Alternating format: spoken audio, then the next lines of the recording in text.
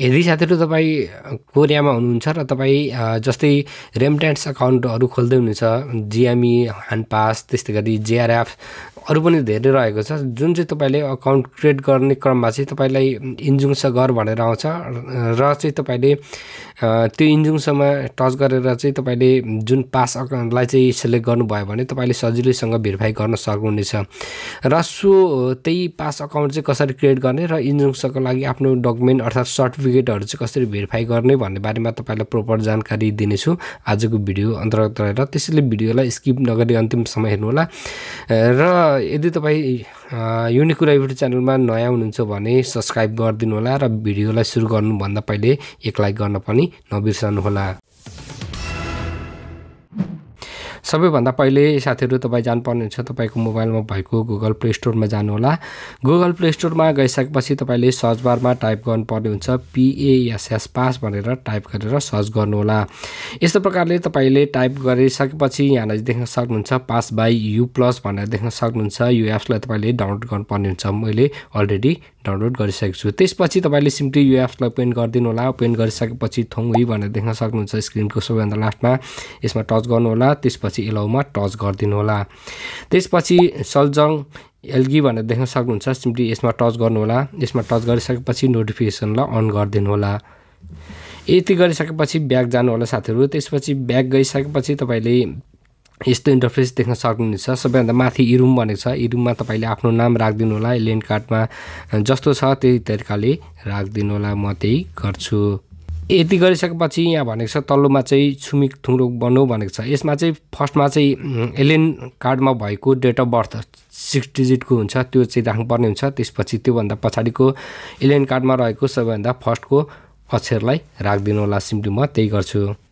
यहाँ नजिक युदे फोन बनाऊ भनेको छ सिम्पली तपाईले यहाँ नजिक आफ्नो मोबाइल नम्बर राख्नुपर्ने हुन्छ मैले अलरेडी राखिसकेको छु त्यसपछि ठाउँमा टच गर्नु होला ठाउँमा टच गरिसकेपछि तपाईले यहाँ नजिक सन्थेक साङ भनेको छ सिम्पली यहाँ नजिक चाहिँ तपाईले टिक मार्क लगाइदिनु भयो भने अटोमेटिक सबै टिक मार्क लाग्छ त्यसपछि ठाउँमा टच गरिदिनु होला यसमा टच गरिसकेपछि फेरि यस्तो इन्टरफेस देखिनेछ साथीहरु तपाईले यहाँ नै चाहिँ तपाईले आफ्नो इन्जुङ बन्नु राख्नुपर्ने हुन्छ मेरो मोबाइलमा आइसकेको छ सिम्पली यो मेरो मोबाइलमा आएको इन्जुङ बन्नुलाई चाहिँ यहाँ नजिक जस्ताको तस्तै राख्दिन्छु त्यसरी मेरो मोबाइलमा आएको ओटीपी लाई चाहिँ मैले यहाँ नजिक अलरेडी राखिसकेको छु त्यसपछि वागिनमा टच गरिदिनु होला वागिनमा टच गरिसकेपछि तपाईको मोबाइलमा यस्तो इन्टरफेस देख्न सक्नुहुनेछ तपाईले युदे सँग छनवान खिगान सन्थेका एछुसेउ भनेको छ तपाईले चाहिँ 1 वर्ष पनि राख्न सक्नुहुन्छ र 5 वर्ष पनि राख्न सक्नुहुन्छ सिम्पली मैले 1 वर्ष राखे त्यसपछि थात्गीमा टच गर्दिन्छु त्यसमा टच गरिसकेपछि फेरि वागिनमा टच गर्दिनु होला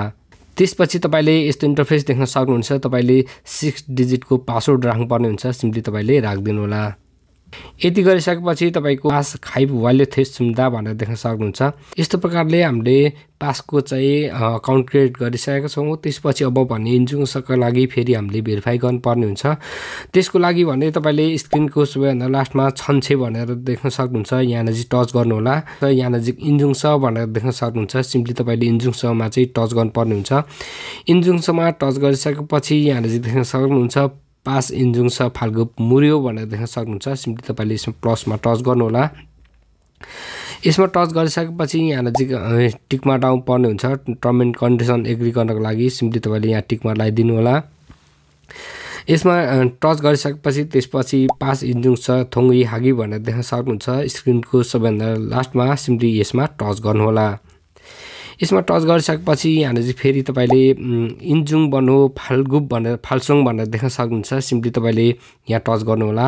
यसमा टच गरिसकेपछि तपाईको मोबाइलमा चाहिँ ओटीपी आउँछ सिम्पली त्यो ओटीपी लाई चाहिँ कपी गरेर फेरि यहाँ चाहिँ पेस्ट गरिदिनु होला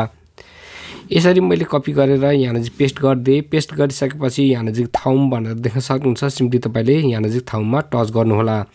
यसमा टच गरिसकेपछि यहाँ भनेको छ सन्थेक हागी भनेर देख्न सक्नुहुन्छ सिम्पली तपाईले यहाँ नै टच गर्नु होला यसमा टच गरिसकेपछि तपाईको कुन ब्याङ्क रहेको छ सिम्पली तपाईले ब्याङ्क सिलेक्ट गर्नुपर्ने हुन्छ मैले केही बिहान रहेको छ मेरो त्यसपछि खिच्चा बन्नु भनेको छ तपाईको खाता नम्बर राख्नुपर्ने हुन्छ सिम्पली यसमा राख्नु होला यहाँ नै म सिम्पली त्यही गर्छु यसरी आफ्नो ब्याङ्क सेलेक्ट गरेर र आफ्नो खाता नम्बर राखिसकेपछि इन्जुङ हागी भनेर देख्न सक्नुहुन्छ। सिम्पली तपाईँले यसमा टच गर्नुहोला। यसमा टच गरिसकेपछि यहाँ चाहिँ तपाईँको मोबाइलमा चाहिँ 3 डिजिटको चाहिँ नम्बर आउनेछ। त्यो मोबाइलमा आएको अर्थात् मोबाइलको मेसेजमा आएको त्यो नम्बरलाई चाहिँ यहाँ नजिक राख्नुपर्ने हुन्छ। यसरी मोबाइलमा आएको यहाँ नजिक नम्बरलाई चाहिँ मैले राखिसकेँ। त्यसपछि तपाईँले स्क्रिनको सबैभन्दा लास्टमा खेजा इन्जुङ वाल्यु भनेर देख्न सक्नुहुन्छ। यसमा टच गर्नुहोला। यसमा टच गरिसकेपछि तपाईँले अघि राख्नु भएको पासवर्ड चाहिँ राख्नुपर्ने हुन्छ। म फिङ्गरप्रिन्टबाट गरेँ। यसरी तपाईँको पासवर्ड राखिसकेपछि त्यसपछि यहाँ देख्न सक्नुहुन्छ पास इन्जुङ स फाल्गु वाल्यु भनेर देख्न सक्नुहुन्छ। अब चाहिँ कम्प्लिटली तपाईँको चाहिँ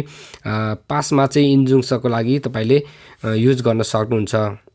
सो यस्तो प्रकारले सजिलैसँग तपाईँले पास अकाउन्ट क्रिएट गरेर तपाईँले सजिलैसँग इन्जुङसको लागि भेरिफाई गर्नको लागि सजिलैसँग तपाईँले डकुमेन्टहरू तपाईँको भेरिफाई गर्न सक्नुहुनेछ। सो साथीहरू आजको भिडियो कस्तो लाग्यो? यदि तपाईँलाई भिडियो मन परेको छ भने लाइक गरिदिनु होला, सेयर गरिदिनु होला, सब्सक्राइब गर्नुभएको छैन भने सब्सक्राइब गरिदिनु होला अनि जाँदै सानो कमेन्ट छोडेर जान नबिर्सनु होला।